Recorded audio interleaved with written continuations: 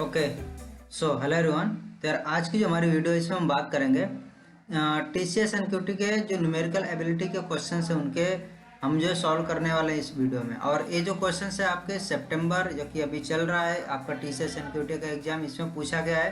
ठीक है, तो इसमें हमारा फर्स्ट क्वेश्चन है, Ankush bought x+2 apples at the rate of 12 rupees each.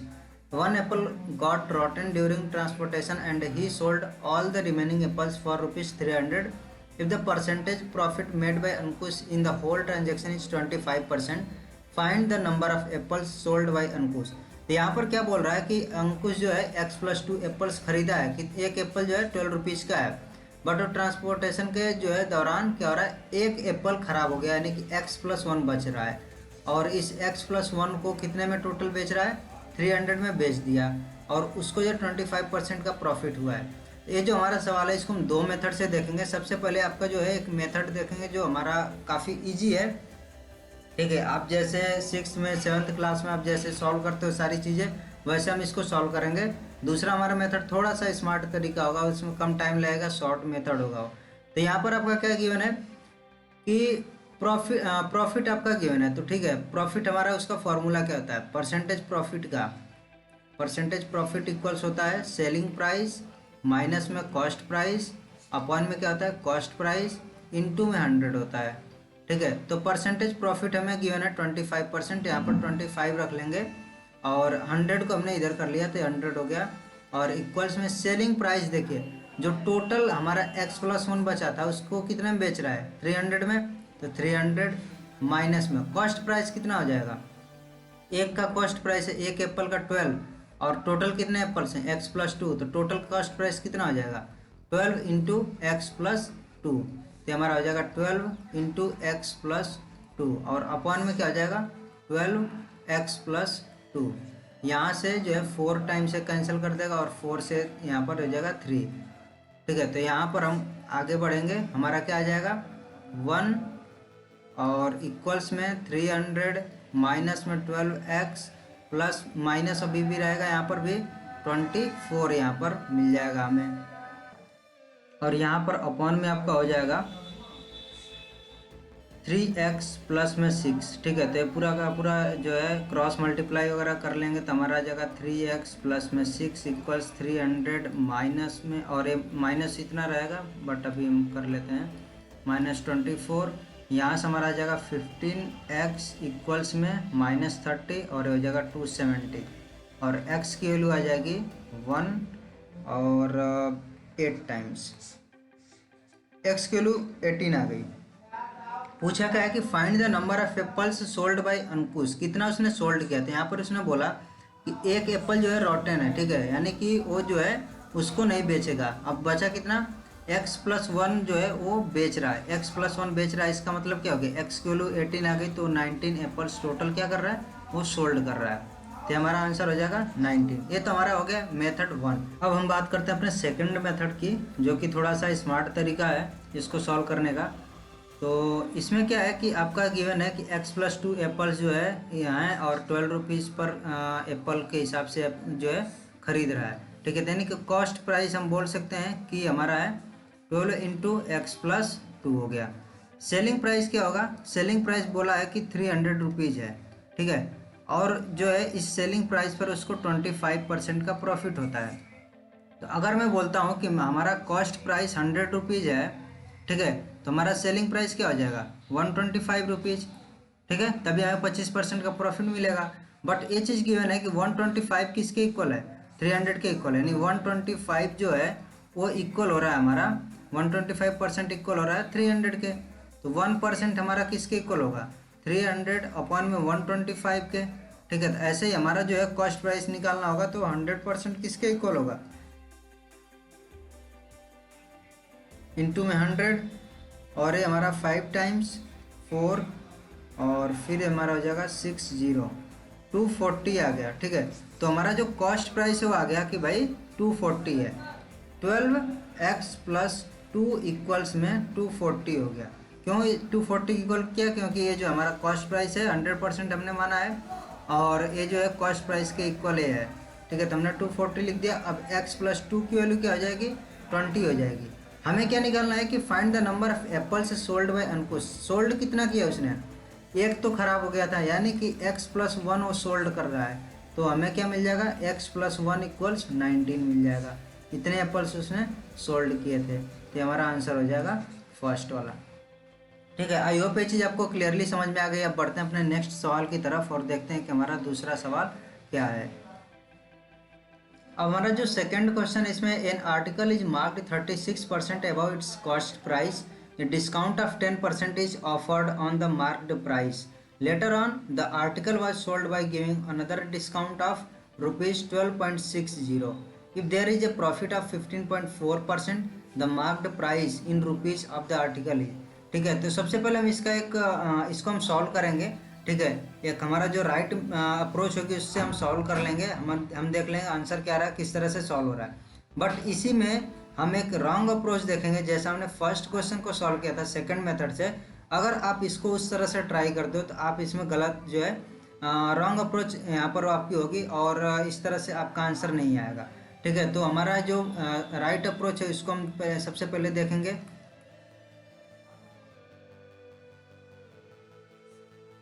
ठीक है, तो यहाँ पर क्या बोल रहा है, article is marked 36% above its cost price. तो कॉस्ट प्राइस को मैं मान लेता हूँ कि भाई कॉस्ट प्राइस है CP। ठीक है, अब मार्क्ड प्राइस क्या हो जाएगा, 36% अबव इट्स कॉस्ट प्राइस है, यानी कि जो हमारा CP है इसमें 36% अबव है इसके। ठीक है, तो प्लस में हमारा क्या हो जाएगा, 0.36 CP हो जाएगा। ठीक है, अगर ये चीज़ आपको क्लियर नहीं समझ में आ रहा है तो मैं यहाँ पर थोड़ा सा आपको ये चीज़ बता देता हूँ कि CP को समझ लो, मान लो कि x है। ठीक है, तो आपका क्या हो जाएगा, मार्क्ड प्राइस हो जाएगा x प्लस में x का जो है 36%। ठीक है, कॉस्ट प्राइस का 36%, तो 36/100 जब आप करोगे तो क्या मिल जाएगा आपका, ये मिलेगा 0.36। ठीक है, और जब आप आपका क्या है 1 इंटू में x है, इसमें आप ऐड करोगे तो आपका आ जाएगा 1.36x हो जाएगा। ठीक है, तो वही मैंने यहाँ पर क्या लिखा है, 0.36 CP लिख दिया था डायरेक्ट इस चीज़ को। ठीक है, तो हमारा मिल जाएगा 1.36 CP। अब हमारा मार्क्ड प्राइस मिल गया, बट क्या बोल रहा है कि ये discount of 10% is offered on the marked price. तो जो हमारा मार्क्ड प्राइस है इतने पर एक 10% का डिस्काउंट दिया जा रहा है। ठीक है, 10% का डिस्काउंट का मतलब अब ये हो गया कि जो हमारा 10% डिस्काउंट यानी कि 10% तो माइनस कर लेंगे। इसका मतलब है कि 1.36 CP जो है इसमें से क्या करेंगे, 1.36 CP इंटू 10/100, यानी कि इसका 10% हम इसमें से इस वाले में से 10% ये सब्ट्रैक्ट कर रहे हैं। बट ये एक्चुअल में क्या चीज़ है, 1.36 CP का जो है 90% है, ये चीज़ हम बोल सकते हैं। ठीक है, तो आपको ये सब सब्ट्रैक्ट वगैरह करने की ज़रूरत नहीं है। आप यहाँ पर क्या बोल सकते हो कि हम CP को x मान लेते हैं, जिससे कि बार बार लिखने की ज़रूरत ना पड़े। तो हमारा हो जाएगा 1.36x। ठीक है, और इंटू में 90%, ये हमारा क्या हो जाएगा, यही चीज़ आएगा। ये चीज़ हम जो कैलकुलेट करेंगे यही चीज़ आएगा, 90% इसके इक्वल हो गया। इतना का डिस्काउंट दे दिया। फिर क्या बोल रहा है, letter on the article was sold by giving another discount of 12.60। तो अभी इतने पर तो बेचना था, बट क्या किया, इतने में से फिर जो डिस्काउंट दिया 12.6 रुपीज़ का, अब इतने पर ये बेच रहा है। ठीक है, अब ये हमारा हो गया सेलिंग प्राइस। ये सेलिंग प्राइस है, कॉस्ट प्राइस x रुपीज़ है। अब आगे क्या बोलता है, if there is a profit of rupees profit of 15.4%, तो 15.4% का प्रॉफिट है, तो हमें अगेन जो है परसेंटेज प्रॉफिट का फॉर्मूला अप्लाई करना पड़ेगा। ठीक है, तो यहाँ पर हम परसेंटेज प्रॉफिट का जब फार्मूला अप्लाई करेंगे तो हमारा आ जाएगा 15.4 इक्वल्स में इधर सेलिंग प्राइस, तो हमारा हो जाएगा 1.36 और x इंटू में हमारा 0.9 और माइनस में 12.6, ये तो सेलिंग प्राइस हो गया, माइनस में कॉस्ट प्राइस x और अपॉन में पूरे के कॉस्ट प्राइस x। अब इसी को हमें सॉल्व करके और पूछा क्या है कि the marked price of the article is, तो आर्टिकल का मार्क्ड प्राइस क्या है, तो मार्क्ड प्राइस है 1.36 CP, यानी कि 1.36x। x की वैल्यू मिल जाएगी हमें, जो है मार्क्ड प्राइस मिल जाएगा। अब आप यहाँ से x की वैल्यू को फाइंड करोगे तो कैसे मिलेगा, इसको सॉल्व करेंगे। 15.4x इक्वल्स में हमारा आ जाएगा ये 0.9 इंटू में 1.36x का मल्टीप्लाई कर लेंगे, ठीक है। तो आपके पास वहाँ पर ऑप्शन रहता है कैलकुलेटर का, आप कैलकुलेटर यूज कर सकते हो। और यहाँ से जो है आपका मल्टीप्लाई 100 का रहेगा यहाँ पर। और तो हम क्या करेंगे, इसको जो लिख सकते हैं अपॉन में 100 यहाँ पर, और ये चीज़ आपका हो जाएगा 1.224x माइनस 12.6, और यहाँ पर और माइनस रहेगा, ठीक है। तो ये आपका माइनस, ये हमें अगेन जो है 100 का मल्टीप्लाई इधर ही करना पड़ेगा, तो इस 100 को हम हटा सकते हैं इधर, और ये रहा हमारा 100। और फिर जो है आपकी कैलकुलेशन थोड़ी सी लेंदी यहाँ पर आप बोल सकते हो जाएगी, बट आपको ये करना तो पड़ेगा। तो 15.4x इक्वल्स में आपका आ जाएगा 0.224x माइनस में 12.6, और इसमें पूरे का मल्टीप्लाई है 100 से, तो आ जाएगा 15.4x इक्वल्स में 22.4x और माइनस 1260, ठीक है। तो आप यहाँ से जो है सबको एक तरफ जो है x वालों को एक तरफ कर लो, और इसको जो है दूसरे साइड भेजोगे, तो ये हो जाएगा 7x इक्वल्स में 1260, और यहाँ से आपके x की वैल्यू आ जाएगी 1 टाइम्स 8 और ये 0, x की वैल्यू 180 आ गई, ठीक है। अब आपको क्या करना है, 1.36 इंटू में 180 आपको करना पड़ेगा, और इसका जब हम मल्टीप्लाई करेंगे तो 244.8 आपका जो है आंसर आएगा, ठीक है। ये आपका मल्टीप्लाई करने के बाद आ जाएगा। तो हमें यही चीज़ फाइंड करना था कि मार्केट प्राइस क्या चीज़ है, कितना है, तो हमारा आंसर आ जाएगा 244.8। और यार इतनी जो कैलकुलेशंस थोड़ी सी लेंदी हो रही, तो आपको वहाँ पर कैलकुलेटर भी मिलता है, तो आपको कोई इतनी ज़्यादा परेशानी की बात नहीं होनी चाहिए कि हमें ये सब कैलकुलेशन करने में बहुत ज़्यादा टाइम लगेगा, ठीक है। अब जो हमारी रॉन्ग अप्रोच है वो क्या होगी, देखिए अगर आपने यहाँ पर सीपी कॉस्ट प्राइस को 100 मान लिया, ठीक है, अगर आपने इसको 100 मान लिया, तो अब आप यहाँ पर आपका आ जाएगा जो मार्क्ड प्राइस है 136 आ जाएगा, ठीक है। कॉस्ट प्राइस प्लस में आपका 36% हो रहा है, तो 136 आ जाएगा। यहाँ तक ठीक है ये चीज़। आपको जो है 10% का डिस्काउंट भी दोगे, तो आपका क्या आ जाएगा 136, और इंटू में 90% यानी 0.9 का आप मल्टीप्लाई कर लोगे, तो आपका ये चीज़ आ जाएगा 122.4 आपका आ जाएगा, ठीक है। बट आप यहाँ पर क्या देख रहे हो, ये एक्चुअल में आपकी प्राइस है, ठीक है। 12.60 आप जो यहाँ पर डिस्काउंट दे रहे हो, वो आपकी एक एक्चुअल वैल्यू है, और आपका ये जो चीज़ है ये आपने मान करके निकाला था। ये इसकी वैल्यू जो आपकी आएगी 122 पॉइंट में, और यहाँ पर है 4, ठीक है। 122.4 जो आपका आएगा ये आपका 100 के रेस्पेक्ट में आ रहा है, बट ये चीज़ आपकी एक्चुअल वैल्यू। और आप यहाँ पर क्या करोगे, जैसे ही कैलकुलेशन करोगे इस वाली वैल्यू में से आप यहाँ से इसको सब्ट्रैक्ट कर दोगे, और जैसे ही आप सब्ट्रैक्ट करोगे आपका पूरा का पूरा सवाल यहाँ पर जो सॉल्यूशन है वो गलत हो जाएगा, क्योंकि ये जो 100 के रेस्पेक्ट में है और ये किसी के रेस्पेक्ट में नहीं, ये एक एक्चुअल वैल्यू है, ठीक है। तो इसी वजह से हमारा इस तरह की अप्रोच जो है हमें प्रॉब्लम में डाल सकती है, हमारा जो सॉल्यूशन वो गलत हो जाएगा पूरा, ठीक है। आई होप ये चीज़ आपको क्लियरली समझ में आ गई कि हमारी जो है रॉन्ग अप्रोच क्या होगी। अब बढ़ते हैं अपने नेक्स्ट सवाल की तरफ। तो हमारा जो नेक्स्ट क्वेश्चन है, इसमें savings of Surekha are equal to 40% of her expenditure if her income increased by 20% and the expenditure increases by 40%, her savings decreases by, ठीक है। तो ये सवाल हमारा देखिए किस तरह से सॉल्व होगा। एक तो है कि आपके पास आपने मान लिया कि उसकी जो इनकम है, इनकम उसकी है वो x रुपीज़ है, ठीक है, और एक्सपेंडिचर क्या है, एक्सपेंडिचर है उसका y। तो सेविंग्स कितनी हो गई, सेविंग्स उसकी हो जाएगी जो इनकम है, इनकम माइनस में एक्सपेंडिचर, इतना हो गया, एक आपका सेविंग है आ गया। बट ये क्या बोल रहा है कि savings of Surekha equal to 40% of her expenditure, तो इसको हम बोल सकते हैं कि जो एक्सपेंडिचर y है इसका 40% है, यानी कि 0.4 हो गया, ठीक है। ये चीज़ हम बोल सकते हैं। हमारा एक इक्वेशन मिल जाएगा x इक्वल्स में 1.4 इंटू वाई मिल जाएगा, हमारी एक इक्वेशन हो गई।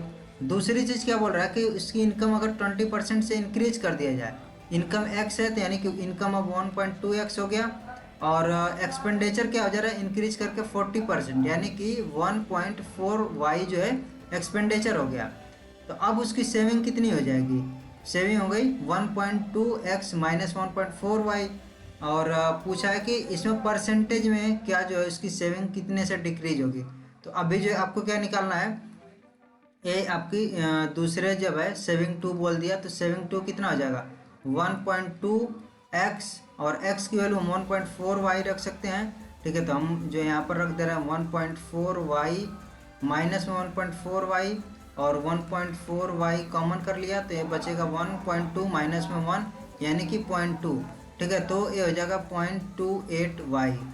आपका जो है सेकेंड टाइम में आपकी जो सेविंग्स यहाँ पर है इसकी बच रही है 0.28y। और इसके बाद से यहाँ पर आपका क्या है कि परसेंटेज सेविंग निकालना है, तो आपको किसके कंपैरिजन में निकालना है कि जो आपकी स्टार्टिंग की सेविंग है। ठीक है, तो आपकी स्टार्टिंग की सेविंग क्या थी 0.4 इंटू वाई थी। ठीक है, 1.4y नहीं है, 1.4 इंटू वाई थी। तो आपको यहाँ पर लिखना है 0.4 इंटू वाई माइनस में बाद वाली सेविंग कितनी आ रही है 0.28y। ठीक है, और अपॉन में 0.4y, क्योंकि इसी के कंपैरिजन में निकालना है। आपकी ये सेविंग नहीं है। ठीक है, ये तो x की वैल्यू आई थी, बट सेविंग क्या है 0.4 इंटू वाई है। तो आपको जो है इसी के कंपैरिजन में जो आपकी पहले की सेविंग है इसी के कंपैरिजन में निकालना है कितना परसेंटेज डिक्रीज हुआ है, इंटू 100 कर देंगे। ठीक है, तो आप जो है इसको सॉल्व करना पड़ेगा। तो यहाँ से जो है सब्ट्रैक्ट करेंगे तो आपका आ जाएगा 1.12y अपॉन में 0.4y इंटू में 100, और यहाँ से हमें मिलेगा डेसिमल को हटाएंगे y से y कैंसिल होगा, 40 हो जाएगा, और 12 अपॉन में 4 इंटू 10। ठीक है, तो यह आ जाएगा 30%। तो 30% का यहाँ पर डिक्रीमेंट आएगा। ठीक है, ये चीज़ आपको क्लियरली समझ में आ गई होगी कि सबसे पहले हमें क्या निकालना है कि स्टार्टिंग की सेविंग क्या है, फिर हमें निकालना पड़ेगा कि बाद वाली सेविंग क्या है। ठीक है, जब दोनों को निकाल लेंगे तो हमें जो है ये निकालना परसेंटेज सेविंग कितना डिक्रीमेंट हुआ है। तो डिक्रीमेंट किसके कंपैरिजन में होगा, जबकि पहले वाले की जो आपकी सेविंग थी उसी के कंपैरिजन में आपका डिक्रीमेंट होगा। तो ये हमने यहाँ पर कैलकुलेट करके निकाल लिया है। ये तो हो गया आपका मेथड 1। अब जो दूसरा मेथड है इसमें हमारा क्या हो जाएगा कि हम यहाँ पर मान लेते हैं कि जो एक्सपेंडिचर है वो कितना है 100 है, उसको हमने मान लिया 100। तो सेविंग कितनी हो जाएगी, सेविंग्स हो जाएंगी 40, क्योंकि यहाँ पर बोला है कि जो सेविंग्स है वो कितनी 40% ऑफ द एक्सपेंडिचर है। तो जो टोटल इनकम है वो क्या हो जाएगा, इनकम टोटल होगी एक्सपेंडिचर प्लस सेविंग, तो 140 मिल जाएगा। ठीक है, अब आगे बोलता है इनकम जो है 20% से इंक्रीज कर दिया, यानी कि इनकम हो गया 140 प्लस में 140 का 20%। ठीक है, तो 20% हमें कैलकुलेट करना पड़ेगा, तो हमें कितना मिलेगा, ये 0 0 कैंसिल, और 14 दूना 28, तो 28, और ये हो जाएगा 168 टोटल हो जाएगा इनकम। एक्सपेंडिचर बोल रहा है 40% से इसको भी इंक्रीज कर दिया, तो जब एक्सपेंडिचर इंक्रीज होगा तो 100 का 40% टोटल हो जाएगा 140 हो जाएगा। ठीक है, तो एक्सपेंडिचर हमें मिल गया, इनकम भी मिल गई, तो सेविंग क्या हो जाएगी 168 माइनस में 140, तो हमें मिल जाएगा ये 38। ठीक है, तो सॉरी 28, तो हमें जो मिल गया सेविंग 28, और यहाँ पर सेविंग कितनी थी 40 थी। तो शुरू में सेविंग 40 थी, अब जो है घट करके हो गई 28। तो कितने का डिक्रीमेंट हुआ 12 का। तो 12 का डिक्रीमेंट हुआ किसके रेस्पेक्ट में, जो स्टार्टिंग में है 40 की, तो 40 अपॉन 40 इंटू में हम 100 करेंगे, और इसको हम कैलकुलेट कर लेंगे, तो अगेन जो हमारा आ जाएगा 30%। तो हमें मिल जाएगा कि 30% का डिक्रीमेंट हुआ है जो भी सेविंग्स है। ठीक है, तो हमारे दो मेथड हैं, आपको जो भी अच्छा लगे, जो भी अच्छे से समझ में आए, आप उसको जो फॉलो कर सकते हैं, उससे उसकी हेल्प से आप जी इसको सॉल्व कर सकते हैं। ठीक है, तो अब बढ़ते हैं अपने नेक्स्ट सवाल की तरफ। अब है हमारा नेक्स्ट क्वेश्चन, इसमें है कि the shopkeeper sold some chairs for rupees this and made a profit of 20%। What was the profit percentage if he had sold chairs for rupees 2781। ठीक है, तो इसको सॉल्व करने के लिए आपको देखिए जो भी परसेंटेज प्रॉफिट होगा उसको निकालने के लिए आपको क्या चाहिए कि हमें यहाँ पर सेलिंग प्राइस तो दिया, बट कॉस्ट प्राइस भी हमें पता होना चाहिए। तो कॉस्ट प्राइस किससे मिलेगा, ये जो हमें ऊपर गिवन है, हमें मिल जाएगा सेलिंग प्राइस माइनस में कॉस्ट प्राइस अपॉन में कॉस्ट प्राइस इंटू में 100, और इक्वल्स में हो जाएगा 20%। सेलिंग प्राइस हमें गिवन है कि वो जो है बेच रहा है 3240 में इसको सोल्ड किया, माइनस में कॉस्ट प्राइस और यहाँ से हमें मिलेगा अपॉन में कॉस्ट प्राइस इक्वल्स में 1/5, और यहाँ से हम इसको सॉल्व करेंगे तो हमारा आ जाएगा 5 इंटू में 3240 माइनस में 5 इंटू CP हो जाएगा, और इधर जो है दूसरे साइड में भी एक CP रहेगा, तो टोटल हो जाएगा 6 इंटू में CP। ठीक है, हमें CP की वैल्यू चाहिए यानी कॉस्ट प्राइस चाहिए, तो 5 इंटू में 3240 अपॉन में 6, और इसको हम सॉल्व करेंगे तो 5 टाइम्स 40, और यहाँ से मिलेगा 0 0 5 5 25 और 26 27 27, यानी कि आपका 2700 कॉस्ट प्राइस हो गया। आपको क्या चाहिए, परसेंटेज प्रॉफिट चाहिए, तो परसेंटेज प्रॉफिट आपका निकल जाएगा, ये हो जाएगा सेलिंग प्राइस 2781 माइनस में कॉस्ट प्राइस 2700 अपॉन में कॉस्ट प्राइस 2700 इंटू में 100, ये आपका आ जाएगा 81 अपॉन में 27, क्योंकि 00 कैंसिल हो जाएगा 27, और ये हो जाएगा 3% का आपका यहाँ पर प्रॉफिट मिलेगा। ठीक है, तो ये बहुत ही ईजी सा क्वेश्चन है, आप इसको जो है आसानी से कर सकते हो। अब बढ़ते हैं अपने नेक्स्ट सवाल की तरफ। अब हमारा इसमें नेक्स्ट क्वेश्चन है वो है कि if 20% apple from a cart are rotten and the remaining apple are sold at 20% discount, the seller gets a 92% profit on the cost price of the whole cart. By what percent above the cost price has the seller marked up the apples? यानी कि इसमें क्या given है कि जो है 20% आपके apples हैं वो क्या है, रोटन है, यानी कि वो ख़राब हो गए। तो मैं मान लेता हूँ कि जो टोटल नंबर ऑफ़ एप्पल्स उसने खरीद रखा है वो कितने है, एक्स जो है। ठीक है, एक्स नंबर ऑफ़ एप्पल्स हैं, टोटल नंबर ऑफ एप्पल्स। ठीक है, ये हो गया एक्स। अब मैं मान लेता हूँ कि एक जो एप्पल है उसकी कॉस्ट प्राइस है, कॉस्ट प्राइस उसकी मान लेता हूँ वाई है। ठीक है, और जो है जो मार्क्ड प्राइस है, मार्क्ड प्राइस वो क्या है, जेड मान लेता हूँ। ठीक है, एक्स हो गया, कितने नंबर ऑफ एप्पल्स हैं, उसके जो है एक एप्पल की कॉस्ट प्राइस मैंने मान लिया वाई, और मार्क्ड प्राइस जेड मान लिया।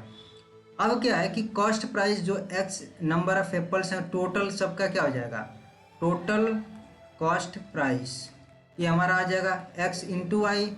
ठीक है, अब जो टोटल हमारा मार्क्ड प्राइस है वो क्या हो जाएगा, x into Z, total marked price x into Z हो गया। बट क्या बोल रहा है कि जितना हमारा यहाँ पर है कि 20% apples from a cart are rotten and the remaining apples are sold at 20% discount पर।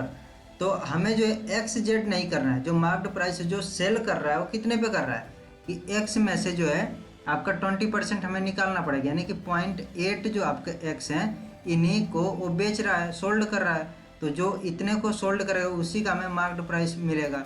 ठीक है, तो हमें यहाँ पर क्या करना पड़ेगा, एक्स जेड ना लिख करके हमें क्या लिखना पड़ेगा, 0.8xz। क्यों, क्योंकि जो 80% जो एप्पल्स बचे हैं उन्हीं को बेचेगा, तो उन्हीं का वो मार्क्ड प्राइस निर्धारित करेगा जो भी है। ठीक है, और फिर क्या बोलता है कि यहाँ पर जो है 20% और डिस्काउंट दे रहा है, जो है इतने तो मार्क्ड प्राइस है, इस मार्क्ड प्राइस पर 20% का और डिस्काउंट भी दे दिया। 20% डिस्काउंट देने का मतलब हो गया कि इसका जो है 80%। ठीक है, तो हम क्या बोल सकते हैं कि जो सेलिंग प्राइस है वो क्या हो गया, 0.8 इंटू एक्स जेड इंटू में 0.8। ठीक है, 80% हो गया, तो हमें मिल जाएगा 0.64 एक्स जेड, ये इसका हो गया सेलिंग प्राइस। कॉस्ट प्राइस हमें पता है, सेलिंग प्राइस पता है, प्रॉफिट भी हमें गिवन है, तो हमें क्या करना है 92% यानी 92/100 इक्वल्स में selling price 0.64 X Z minus में कॉस्ट प्राइस क्या है, एक्स वाई है, अपॉन में again X Y cost price हो गया। एक्स से एक्स तो हमारा कैंसिल हो जाएगा। ठीक है, यानी कि अगर आपने जो है टोटल नंबर ऑफ कितने एप्पल्स हैं ये आपका जो है टोटल कैंसिल हो जाएगा यहाँ से, और हमें जो है एक्स और जेड में ये इक्वेशन मिलेगी। यहाँ से हम वाई और जेड में हमें एक इक्वेशन मिलेगी। हम क्या करेंगे, यहाँ से जो है अपने जेड की वैल्यू निकाल सकते हैं, यानी कि जो आपका मार्क्ड प्राइस है वो क्या है इसको हम निकाल सकते हैं। यहाँ पर पूछा क्या कि कितना जो है हाई रखा है अपने marked price as compared to cost price, तो हमें फिर उसका परसेंटेज निकालना पड़ेगा। तो इसको हम सॉल्व करते हैं तो हमारा कितना आ जाएगा, 92y इक्वल्स में हो जाएगा 64z माइनस में 100y हो जाएगा, और ये आपका हो जाएगा 192y इक्वल्स में 64z। हमें z की वैल्यू चाहिए, z इक्वल्स हो जाएगा आपका 3y आ जाएगा। ठीक है, तो आपके z की वैल्यू 3y मिल गई।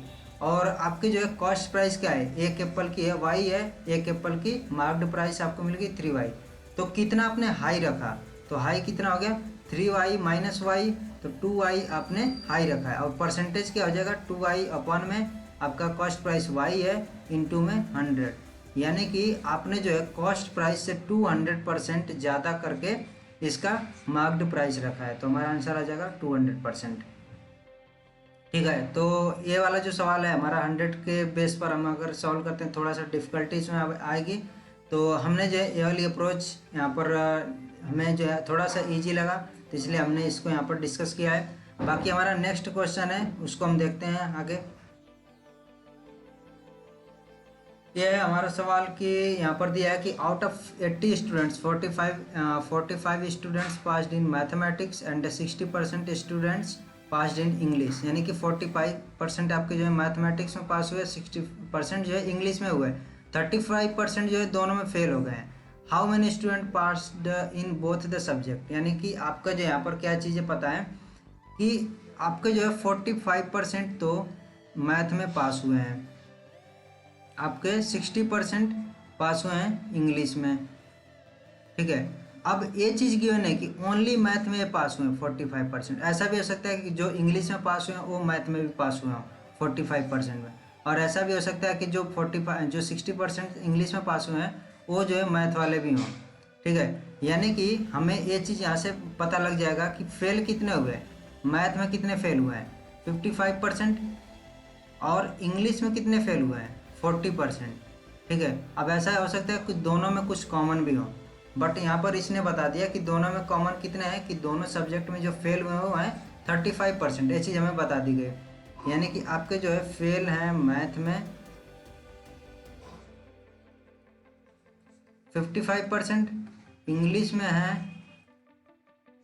40%, दोनों में गिवन है 35% फेल है।